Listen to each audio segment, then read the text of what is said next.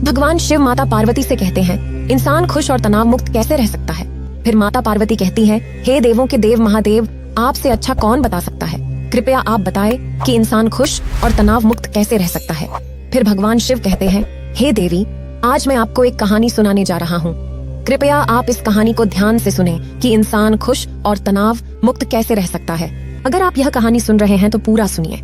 इस कथा को आधा अधूरा छोड़कर जाने की गलती मत करिएगा, क्योंकि इस पवित्र कथा को पूरा सुनने से मनचाहा फल की प्राप्ति होगी। इसलिए इस कथा को पूरा सुने। आप शिव भक्त हैं तो भोलेनाथ का अनादर ना करें। तो चलिए कहानी प्रारंभ करते हैं। पुराने समय की बात है। नगर में रहने वाला सवल नाम का एक लडीडाज का अपनी जिंदगी से बहुत निराश था।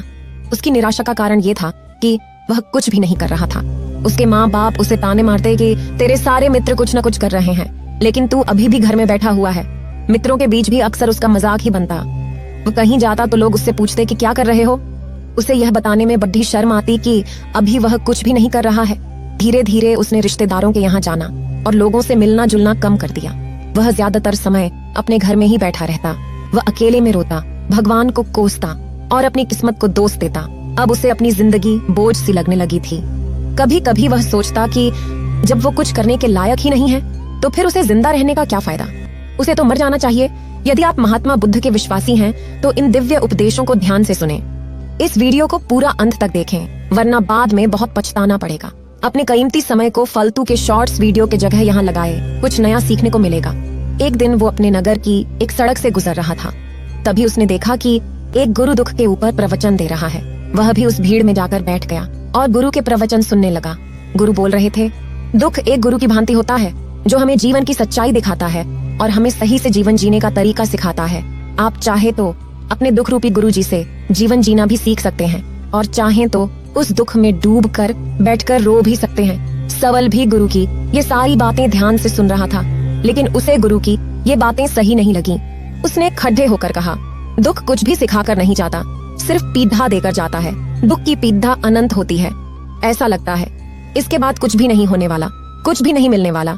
मृत्यु भी उसके सामने छोटी लगने लगती है। गुरु ने कहा, आखिर क्या दुख है तुम्हें। सवल ने अपना सारा दुख गुरु के समक्ष कह सुनाया और पूछा, क्या आपके पास मेरे इस दुख का कोई समाधान है। यह सुनकर गुरु मुस्कुराए और बोले, जिस दिन तुम्हारे जीवन में सच्चा दिखाएगा उस दिन मेरे पास आना, मैं तुम्हारे दुख का समाधान अवश्य करूंगा। इतना कहकर गुरु वहां से चले गए। सवल ने सोचा, क्या मेरा दुख सच्चा नहीं है। क्या जिस दुख से मैं गुजर रहा हूँ वह झूठ है। कोई भी मेरे दुख को नहीं समझता। जब माँ बाप ही नहीं समझ पाए तो गुरु क्या समझेंगे। अपने दुखों से परेशान होकर सवल ने एक निर्णय लिया कि वह कुछ करके दिखाएगा। उसने एक छोटा सा व्यापार शुरू किया, लेकिन उसमें सफलता नहीं मिल रही थी। लेकिन उसके घर वाले खुश थे कि वह कुछ तो प्रयास कर रहा है। वह अपने व्यापार में जुटा रहा और धीरे धीरे सफलता भी मिलने लगी। फिर उसने रफ्तार पकड़ ली। सिर्फ 3 साल के अंदर ही वह एक बड़ा व्यापारी बन गया। अब सवल के चारों तरफ ऐसे बहुत से लोग थे जो उसकी चिंता करते थे, उसे पसंद करते थे, उसके काम की प्रशंसा करते थे। अब उसके घर वाले भी उसकी प्रशंसा करते थकते नहीं थे। दिन प्रतिदिन उसके मित्रों की संख्या बढ़ती जा रही थी। अब वो अपनी जिंदगी से बहुत खुश था। उसके कुछ मित्रों ने उसे सलाह दी कि जब तुम बड़े व्यापारी बनकर इतना खुश हो तो सोचो, अगर तुम इस नगर के, इस राज्य के सबसे बड़े व्यापारी बन जाओगे तो तुम्हारे पास कितना सुख होगा, कितने लोग तुमसे जुड़ना चाहेंगे, तुम्हारा कितना यश फैलेगा। स्वयं राजा भी तुमसे मित्रता करना चाहेंगे और जरूरत पड़ने पर तुमसे इधर उधार लेंगे। मित्रों की यह बात सवल के मन में घर कर गई। अब उसने और भी धन कमाने का प्रयास शुरू कर दिया, लेकिन उसे ये सब अब जल्दी चाहिए था। वह सब कुछ प्राप्त करने में अपना ज्यादा समय बर्बाद नहीं करना चाहता था। इसलिए उसने ऐसी भी कार्य करनी शुरू कर दी जो उचित नहीं थी। उसने बड़ी मात्रा में अपने मित्रों से उधार लेना शुरू कर दिया। ज्यादा मुनाफा कमाने के लालच में अपने सामान में मिलावट करने लगा। उसने दूसरे व्यापारियों के खिलाफ षड्यंत्र भी रचा। उसने डराया धमकाया। जैसा जैसा उसका मित्र कहते गए वही करता दिखा। वह इन तरीकों से ज्यादा धन तो कमा रहा था, लेकिन उसके जीवन में सुकून नहीं था। उसके मन की शांति गायब हो गई थी। उसे रातों में नींद नहीं आती थी। वह किसी उधेड़-बुन में लगा रहता था। सुख साधन की सारी वस्तुएं होने के बाद भी उसे किसी में सुख नहीं मिल रहा था। एक दिन सवल अपनी बग्घी में सवार होकर कहीं जा रहा था। तभी रास्ते में उसे गुरु का आश्रम दिखा। वह रुक गया।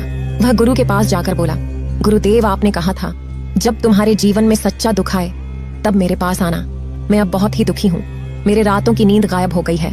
मुझे कहीं सुकून नहीं मिल रहा। इस तरीके से सवल ने अपनी सारी समस्या गुरु के सामने कह सुनाई। गुरु ने कहा, जब तुम मुझसे पहली बार मिले थे तब भी तुम किसी दुख में थे। तुमने इस दुख से क्या सीखा? सवल ने कहा, मैंने सीखा कि सिर्फ सोचने और चिंता करने से कुछ नहीं होता। अपनी सोच को सच करने के लिए कर्म करना पड़ता है, और सिर्फ कर्म करने से भी कुछ नहीं होता।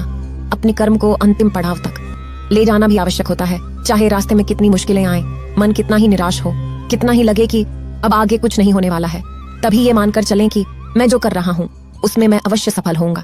लोग सिर्फ सफल व्यक्ति को सम्मान देते हैं, फिर चाहे कोई कितना अच्छा क्यों ना हो, वह लोगों की नजरों में बोझ ही होता है।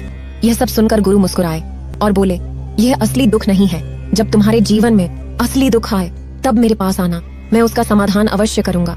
सवल ने जाते समय गुरु को सोने के सिक्कों से भरा एक घड़ा भेंट किया। घड़ा देखकर गुरु ने कहा, ये मेरे किसी काम का नहीं, इसे उस पेड़ के नीचे गड्ढा खोदकर दफना दो। सवल ने गुरु के कहे अनुसार घड़े को पेड़ के नीचे दफना दिया और वहां से चला गया। कुछ दिनों तक व्यापार अच्छी तरक्की कर रहा था, लेकिन गलत व्यापार की वजह से धीरे धीरे उस व्यापार में घाटा होने लगा। उसकी सारी धन संपदा धीरे धीरे खत्म होने लगी, और एक दिन ऐसा आया जब उसके पास कुछ भी नहीं बचा और वह कर्जे से लद चुका था। लेकिन वह निश्चित था, क्योंकि उसने सारा कर्जे अपने मित्रों से ही लिया था। वह सोचता था कि उसके मित्र बुरे समय में उसका साथ देंगे, लेकिन ऐसा कुछ भी नहीं। बुरा समय आते ही मित्रों ने अपना उधार मांगना शुरू कर दिया। उधार वापस न मिलने पर जान से मारने की धमकी भी दी। उसके चाहने वाले सब उससे दूर होंगे। उसके वह मित्र जो उसके साथ मौज मस्ती करते थे अब उससे दूर भागने लगे। उसके परिवार वाले उसकी गलतियां और कमियां गिनाने लगे। उसकी सारी संपत्ति नीलाम हो गई, उसके पास कुछ भी नहीं बचा। उसने अपने पिता से सहायता मांगी तो पिता ने कहा, मेरे पास थोड़ी सी संपत्ति है, अगर मैं ये भी तुम्हें दे दूंगा तो मैं तुम्हारी माँ को कहाँ रखूं? यह संपत्ति हमारा आखिरी सहारा है। सवल के भीतर बहुत गहरा दुख था। उसके आसपास कोई नहीं था जो उसके दुख को समझ सके, उसे संभाल सके। लोगों से मिले धोखे और विश्वासघात की वजह से वह अंदर तक टूट गया। उसे लगने लगा कि अब जीने का क्या मतलब, अब तो मृत्यु ही एकमात्र सहारा है। वो आत्महत्या करने के लिए पहाड़ी की तरफ जा रहा था। तभी उसे याद आया कि गुरु ने कहा था, जब तुम्हारे जीवन में असली दुख आए तब मेरे पास आना। सवल गुरु के पास गया और अपना सारा दुखड़ा उन्हें सुनाया। आंखों में आंसू भरकर बोला, मेरे इस दुख का समाधान कीजिए गुरुदेव। गुरु ने कहा, जब तुम्हारे जीवन में असली दुख आए तब मेरे पास आना, मैं उनका समाधान अवश्य करूंगा। सवल ने कहा कि अभी जो मेरे जीवन में घट रहा है क्या वो दुख नहीं है? आखिर असली दुख होता क्या है? गुरु ने कहा, सबसे पहले तुम मुझे ये बताओ, इस दुख से क्या सीख मिला? सवल ने कहा, मैंने सीखा कि जो लोग हमारी सफलता, हमारी तरक्की की वजह से हमारे जीवन में आए वो हमें धोखा अवश्य देंगे, क्योंकि बुरे समय में हमारे साथ खड़े नहीं होंगे। वह केवल अच्छे समय में हमारा फायदा उठाएंगे और बुरे समय में छोड़कर चले जाएंगे। भरोसा केवल उन्हीं लोगों पर करना चाहिए जो हमारे बुरे समय में, असफलता के समय में हमारे साथ खड़े रहते हैं। लेकिन ऐसे लोग बहुत ही कम होते हैं, पर जिसके पास होते हैं उनकी कद्र करनी चाहिए, उनका अपमान नहीं करना चाहिए। मैंने ये भी सीखा कि कभी किसी के खिलाफ संयंत्र नहीं रखना चाहिए, ईमानदारी और धैर्य के साथ काम करना चाहिए और कभी लालच नहीं करना चाहिए। अपना सारा दुख और अनुभव बताने के बाद सवल आंखों में आंसू भरकर गुरु के सामने बैठा रहा। थोड़ी देर बाद गुरु उठे और पेड़ के नीचे गड्ढा खोदकर वह घड़ा बाहर निकाला जो सोने के सिक्कों से भरा हुआ था, और उसे सवल को दे दिया और कहा, तुम्हारे जीवन में असली दुख आए तब मेरे पास आना। सवल ने गुरु को धन्यवाद दिया और प्रणाम कर कर वहां से चला गया। उसने उस धन से एक छोटा व्यापार शुरू किया। अब वह एक छोटा व्यापारी बनकर खुश था। अपनी पूरी लगन और ईमानदारी से व्यापार किया। देखते ही देखते वह फिर अपने नगर का एक बड़ा व्यापारी बन गया। एक बार एक साधु महाराज अपने एक शिष्य सवल के घर ठहरे हुए थे। अभी अमीर आदमी था वह शिष्य, बहुत से व्यापार थे उसके घर में, बहुत से नौकर चाकर थे, सब कुछ बढ़िया चल रहा था। साधु महाराज अक्सर साल में एक बार कुछ दिनों के लिए अपने उस सवल शिष्य के घर आकर ठहरते थे, क्योंकि वह जिस नगर में रहता था उस नगर में उन साधु महाराज के इष्ट देव का एक भव्य मंदिर था, जो वे साधु महाराज हर साल दर्शन करने और घूमने के उद्देश्य से आते थे। इसलिए वो जब भी मंदिर दर्शन करने आते उस शहर में रहने वाले अपने शिष्य के घर कुछ दिनों के लिए जरूर रुकते। इससे पहले साधु महाराज जब भी उस शिष्य के घर आते तो वह शिष्य काफी उत्साहित और खुश दिखाता था। लेकिन इस बार जब साधु महाराज उसके घर में रुके हुए थे तो उन्होंने अनुभव किया किसी से आजकल काफी परेशान और चिंता में रहता है। साधु महाराज ने शिष्य की पत्नी से पूछा कि क्या बात है, आजकल तुम्हारे पति काफी चिंता में रहते हैं। पत्नी ने कहा, हाँ वो आजकल चिंता में रहते हैं क्योंकि उन्हें व्यापार में 5 लाख का फायदा हो गया। साधु महाराज ने कहा कि इसमें चिंता की क्या बात है, ये तो खुशी की बात है। भाई 5 लाख का फायदा ही तो हुआ है, नुकसान थोड़े ना हुआ है। ये सुन पत्नी मुस्कुराई और बोली, हाँ, लेकिन यदि आप उनसे उनकी चिंता का कारण पूछेंगे तो वो कहेंगे कि मैं इसीलिए उदास हूँ क्योंकि मुझे व्यापार में 5 लाख का नुकसान हुआ। यह सुन साधु महाराज आश्चर्य में पड़ गए। उन्होंने कहा, ये क्या बात हुई? तुम तो पहेलियां बुझा रही हो। अब भी कह रही थी कि 5 लाख का फायदा हुआ है, फिर कह रही हो कि 5 लाख का घाटा हुआ है। शिष्य की पत्नी ने हंसते हुए कहा, हाँ महाराज, मैं एकदम ठीक ही कह रही हूँ। मेरे पति को एक साथ फायदा और नुकसान दोनों हुए। साधु ने कहा, ये कैसे हो सकता है? पत्नी ने कहा, मेरे पति को 5 लाख का नुकसान हुआ है क्योंकि उन्हें उम्मीद थी कि व्यापार से उन्हें 10 लाख का फायदा होगा, लेकिन उन्हें से 5 लाख का फायदा हुआ। इसलिए वे आजकल ये सोचकर उदास रहते हैं कि उन्हें 5 लाख का नुकसान हो गया। साधु महाराज को ये बात कुछ अजीब सी लगी, लेकिन जब शाम को वह शिष्य साधु महाराज के पास बैठा हुआ था तो महाराज ने उससे उसकी चिंता का कारण पूछा। तो उसने कहा कि क्या बताऊं गुरुजी, मुझे 5 लाख का नुकसान हो गया। व्यापार में 10 लाख के फायदे की उम्मीद थी, लेकिन फायदा सिर्फ 5 लाख का हुआ। यह सुन साधु महाराज मन ही मन मुस्कुराए और सोचने लगे कि इस इंसान का ध्यान अपने 5 लाख के फायदे की तरफ नहीं है, बल्कि उस 5 लाख के नुकसान की तरफ हो, जो 5 लाख सिर्फ इसकी उम्मीदों और आकांक्षाओं में थे, जो वास्तव में कभी थे ही नहीं। लेकिन जीवन में दुख तो आता है, तो सवल कि जीवन में भी दुख आया। उसके माता पिता की मृत्यु के रूप में वह दोनों एक ही दिन मृत्यु को प्राप्त हो गए। सवल अपने माता पिता से बहुत प्रेम करता था, इसलिए उसे उनकी मृत्यु से बहुत गहरा आघात पहुंचा। उन दोनों के पार्थिव शरीर को शमशान घाट ले गए। वहां उनकी अंतिम क्रिया की गई। वहां उसने अपने माता पिता के शरीर को जलते हुए देखा तो उसका मन बेचैन हो गया। उसके अंदर बहुत से प्रश्न उठने लगे। वह घर वापस आया तो अपने माता पिता के घर और संपत्ति को देखा, जिसके लिए उसके माता पिता हमेशा लड़ते रहते थे। आज वह लावारिस पड़ी है। आज उसकी देख रेख करने के लिए उसके लिए लड़ने वाले इस दुनिया से चले गए। उसके पिता ने जो भी कमाया था, जो भी बनाया था, सब कुछ यही रह गया था। एक दिन पहले किसी से भी अपनी संपत्ति के लिए लड़ जाने वाले उसके पिता आज इस दुनिया से अलविदा हो गए थे। उसका मन इसी तरह के अनेक विचारों के भंवर में फंसा हुआ था। उसे अंदर से अकेलापन और डर महसूस हो रहा था। उसे कुछ खालीपन सा महसूस हो रहा था। उसे लग रहा था कुछ तो है जिसे वह समझ नहीं पा रहा। इसलिए वह गुरु के पास गया। उसे देखते ही गुरु ने कहा, क्या जीवन में कोई दुख है? तो सवल ने कहा, वैसे तो जीवन में कोई दुख नहीं है गुरुदेव, सब सुख है, सब अच्छा चल रहा है, लेकिन आज मेरे माता पिता की मृत्यु हो गई। इस घटना ने मेरे मन को बेचैन कर दिया। गुरु ने कहा, इसमें दुखी होने वाली कौन सी बात? एक दिन तो सभी के प्रियजनों को मरना है। हमेशा जीवित न तो कोई रहा है न कोई रहेगा। एक दिन तो तुम्हें मरना ही है। हो सकता है कल ही मर जाओ या आज भी मर सकते हो। सवल ने कहा, यह आप क्या कह रहे गुरुदेव? मैं भी मर जाऊंगा, पर मैं तो अभी जवान। गुरु ने कहा, इसी भ्रम में तो सभी जी रहे हैं कि मृत्यु दूसरे को आती है, बुढ़ापा दूसरों को आती है, लेकिन बूढ़ों के सामने ही जवान मर जाते हैं, बच्चे मर जाते हैं। मृत्यु का किसी उम्र से कोई संबंध नहीं। यह तो सबको अपना ग्रास बना लेती है। गुरु की ये बातें सव्वल के मन में घर कर गई। वह चुपचाप वहां से चला गया, लेकिन उसका मन अब भी बेचैन था, अब भी अशांत था। वह कुछ खालीपन सा महसूस कर रहा था। वह पूरे दिन अपने बारे में सोचता रहा कि वह इस दुनिया में क्यों आया है। क्या सिर्फ चीजों को उपयोग करना और मरना ही जीवन का लक्ष्य है? ऐसे बहुत से प्रश्न उसके मन में लगातार उठ रहे थे, लेकिन उसका उत्तर नहीं मिल पा रहा था। उसका दुख दिन प्रतिदिन बढ़ता जा रहा था। कुछ दिनों बाद वह फिर गुरु के पास पहुंचा और बोला, गुरुदेव, मैं बहुत दुखी हूँ। मैं यह नहीं जान पा रहा हूँ कि मैं कौन हूँ, इस दुनिया में क्यों आया हूँ। यह सुनकर गुरु मुस्कुराए और बोले, आज पहली बार तुम्हारे जीवन में सच्चा दुख पैदा हुआ है। वास्तव में यही वो दुख है जो दुख कहलाने के लायक है, कि हमें पता नहीं कि हम कौन हैं, क्यों आए हैं, क्या करना है, कैसे करना है। सवल ने कहा, गुरुदेव, मेरे इस दुख का समाधान कीजिए। फिर गुरु ने कहा, एक दूसरी कहानी सुनते हैं। सुकरात एक बहुत बड़े दार्शनिक और ज्ञानी व्यक्ति थे। अक्सर दूर दूर से लोग अपनी बहुत सी समस्याएं लेकर सुकरात के पास आया करते थे। ऐसे ही एक दिन सुकरात सुबह सुबह अपने घर के बाहर बैठे हुए थे। तभी कुछ लोग उनके पास अपने कुछ प्रश्नों के उत्तर पूछने आए। सुकरात ने वो सभी को बैठने के लिए कहा और अपनी पत्नी को उन सब के लिए चाय बना लाने के लिए आवाज दी। इसके बाद सुकरात उन सब के साथ बातचीत करने में मग्न हो गए। कुछ देर बाद पत्नी चाय बनाकर ले आई। पति ने पीछे से सुकरात को चाय ले जाने के लिए आवाज लगाई, लेकिन सुकरात नहीं सुने। पत्नी ने 2-3 बार और सुकरात को आवाज लगाई, लेकिन सुकरात बातचीत में मग्न थे। इस बात पर पत्नी को सुकरात के ऊपर इतना गुस्सा आया कि उसने चाय से भरी केतली को सुकरात के सिर के ऊपर खाली कर दिया। सुकरात का आधा चेहरा जल गया, लेकिन सुकरात अचानक से खड़े होकर आसमान की तरफ देखते हुए हाथ जोड़ने लगे। यह सब देखकर वहां आसपास में बैठे लोग डर गए और सुकरात से पूछा, क्या हुआ? सुकरात ने कहा, कुछ नहीं, आधा चेहरा जलने से बच गया, इसलिए भगवान का शुक्रिया अदा कर रहा हूँ।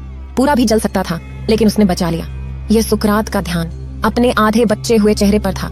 इसी को बोलते हैं सकारात्मक सोच, पॉजिटिव थिंकिंग। और जो भी आपके पास है या जो कुछ भी बचा हुआ है, उसके लिए शुक्रिया अदा करना, क्योंकि हो सकता था कि ये भी चला जाता। यहाँ सुकरात उस पहले कहानी वाले व्यक्ति से बिल्कुल अलग है, जहाँ एक और वह व्यक्ति उस बात को लेकर दुखी था जो उसके पास नहीं था, जो केवल उसके विचारों में था, उसकी उम्मीदों में था। वही दूसरी ओर सुकरात उस आधे चेहरे के लिए खुश थे और भगवान का शुक्रिया अदा कर रहे थे, जो जलने से बच गया था। जो इंसान सपनों में नहीं बल्कि यथार्थ में जीता है, वह कभी दुखी नहीं रह सकता। फिर गुरुदेव कहते हैं, हम सभी इंसान जीवन भर क्या इकट्ठा करते हैं? सवल ने कहा, हम सभी इंसान जीवन भर धन, संपत्ति, मान, सम्मान, परिवार, मित्र, शत्रु, पद, प्रतिष्ठा, यह इकट्ठा करते हैं। गुरु ने कहा, क्या इकट्ठा हुई? सभी चीजों से एक भी चीज साथ ले जाया जा सकता है? सवल ने कहा, नहीं गुरुदेव, इनमें से कुछ भी साथ नहीं ले जाया जाता। मेरे माता पिता के साथ कुछ नहीं गया, सब कुछ यहीं छूट गया है, परिवार, संपत्ति, सब कुछ। तो गुरु ने कहा, अब मेरी बातों को ध्यान से सुनना। इस दुनिया में हमें जो इकट्ठा करना है वो हमें इकट्ठा करते नहीं, चीजें जो हमारे सामने होती हैं, लेकिन हमने देखने का प्रयास नहीं करती। इस दुनिया में हमें जिस चीज को इकट्ठा करना है वो हम खुद हैं। हमें खुद को इकट्ठा करना है, ताकि जब मृत्यु हो तो हम एक हो सकें और स्वयं को पहचान सकें। हम भीतर से बटे हुए हैं। हम बटे हुए प्रेम में, नफरत में, क्रोध में, जलाने में, धन में, संपत्ति में, पद में, प्रतिष्ठा में, मान में, पहचान में, धर्म में, जाति में, ऐसी ही सैकड़ों हजारों चीजों और वासनाओं से हम बटे हुए। हम टुकड़ों में जीवन जी रहे।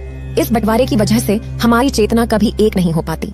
हमारी चेतना बिखर गई, इसलिए हमारे पास इतना भी समय नहीं है, इतना भी ऊर्जा नहीं कि हम मुड़कर एक बार अपने भीतर देख सकें। वास्तव में जिस धन की कमी, सुविधाओं की कमी, मान सम्मान की कमी को लोग दुख समझते हैं और जीवन भर उसे दुख बोलकर रोते हैं, उनका समाधान खोजने का प्रयास करते हैं, उन्हें उनका समाधान कभी मिलेगा ही नहीं, क्योंकि जिन्हें लोग दुख कहते हैं वो असली दुख है ही नहीं। वो तो सिर्फ इंसान की चाहत है, उसकी इच्छा है, जिसकी पूर्ति कभी नहीं की जा सकती। इसलिए यहाँ व्यक्ति को ऐसे दुखों का कभी समाधान मिलता ही नहीं। इसलिए इन सब के ऊपर अगर अपने दुखों का परम समाधान चाहिए तो सबसे पहले अपने आप को इकट्ठा करो, अपनी ऊर्जा को इस संसार से वापस खींचो और एकत्रित कर अपने ऊपर ध्यान दो, खुद पर ध्यान लगाओ। पहले अपने आप को पहचानो, ऐसे ही बिखरते हुए मत चलो। सवल ने कहा, क्या गुरुदेव, हमें इस संसार छोड़ देना चाहिए?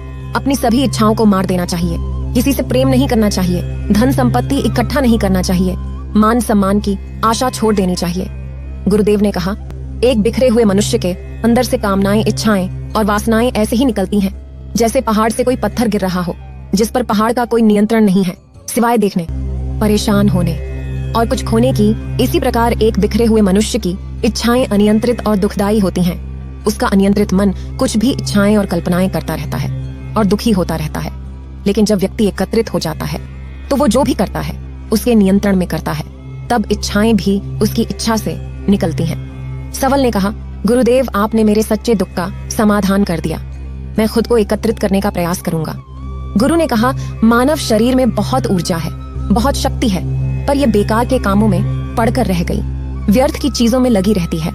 यह ऐसा है कि जैसे एक अत्यंत शक्तिशाली मशीन किसी बच्चे के हाथ में दे दी गई हो और बिना सोचे समझे, बिना किसी नियंत्रण और जानकारी के बस इस शक्ति को कहीं भी बर्बाद कर रहा है। इसलिए अपनी चेतना के सत्य पर ध्यान दो और इसे एकत्रित करो। सवल को अपने प्रश्नों का उत्तर मिल चुका था। उसने गुरु को धन्यवाद किया और चुपचाप वहाँ से चला गया। और भगवान शिव इस कहानी को यही समाप्त करते हैं। इस वीडियो को बोलते समय कोई त्रुटि हो तो मैं क्षमा चाहती हूँ। उम्मीद है आप सभी को ये वीडियो अच्छी लगी होगी। अगर आप शिव के सच्चे भक्त हैं तो चैनल को सब्सक्राइब और वीडियो को लाइक करके कमेंट में हर हर महादेव लिख दीजिए।